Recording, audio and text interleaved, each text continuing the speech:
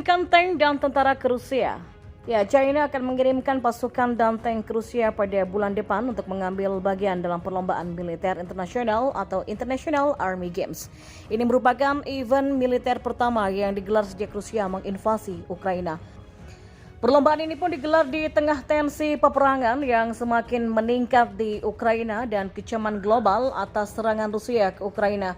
Rusia dan China sudah sering melakukan latihan militer bersama yang memicu kekhawatiran kedua negara adidaya itu bekerja sama membangun kekuatan untuk melawan Barat. Tentara Pembebasan Rakyat China mengirimkan delegasi, personel tentara, tank dan juga kendaraan militer ke Moskow. Rombongan militer telah meninggalkan Manzhouli di Mongolia dalam China baru-baru ini.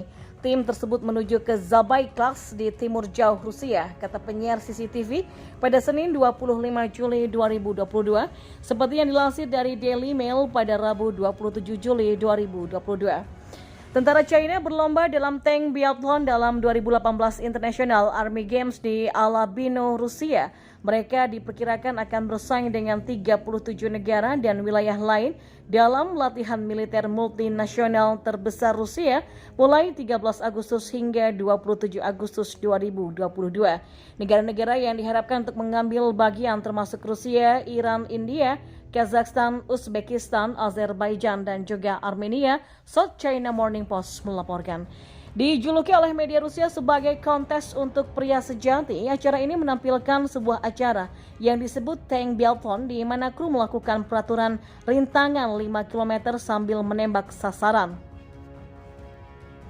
Prajurit pun dapat memilih untuk bersaing dalam 28 disiplin tentara dan lomba relay medis hingga kompetisi dapur lapangan yang melibatkan juru masak tentara. Perlombaan militer tahunan ini pun diluncurkan oleh Menteri Pertahanan Rusia Sergei Shoigu pada tahun 2015 dan dikenal sebagai Olimpiade Perang. Rusia pun juga telah diprediksi menjadi juara setiap kalinya. Rusia telah diprediksi menjadi juara. Ukraina meminta gas alam gratis dari Amerika Serikat termasuk senjata dan amunisi.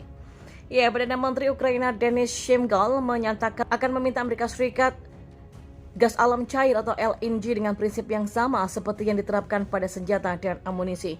Menurut dia, gas pinjam sewa ini akan dibutuhkan untuk musim dingin yang akan datang. Pemerintah Ukraina telah memutus mengajukan permohonan kepada pemerintah Amerika Serikat untuk menyediakan negara kami dengan pinjaman gas untuk musim pemanasan yang stabil. Kata Shmyhal mengumumkan selama rapat kabinet menurut video yang diposting ke saluran Telegramnya. Persiapan untuk musim dingin tersulit dalam sejarah kami terus berlanjut dan kami mencari semua alat yang mungkin untuk siap menghadapi skenario apapun, kata dia. Nah, meski Shmyhal tidak merinci bagaimana pengaturan yang diusulkan akan bekerja, penggunaan istilah pinjam sewa menunjukkan Kiev mengharapkan untuk mendapatkan pengiriman gas alam cair atau LNG dari Amerika Serikat secara gratis. Amerika Serikat telah berusaha menjual LNG-nya di pasar Eropa tetapi tidak dapat bersaing dengan harga gas Rusia.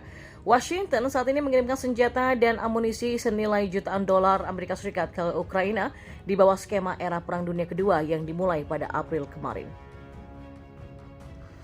Sementara proposal Shmyhal datang ketika perusahaan gas milik negara yaitu Naftogaz telah gagal membayar obligasinya dan meminta dari pemerintah di Kiev untuk mengambil tanggung jawab penuh untuk mengumpulkan dana yang dibutuhkan untuk mengimpor gas alam untuk musim pemanas mendatang. Namun, mantan Perdana Menteri Ukraina Yulia Tymoshenko pada Senin menuduh Naftogaz telah melakukan penggelapan. Perusahaan itu terlibat dalam penipuan abad ini, meminta miliaran dolar untuk membeli gas meskipun Ukraina tidak membutuhkannya dan bahkan mungkin mengalami surplus. Menurut Tymoshenko yang memimpin kabinet yang didukung oleh Amerika Serikat pada 2007 sampai 2010 dan sekarang duduk di parlemen sebagai ketua Partai Federland.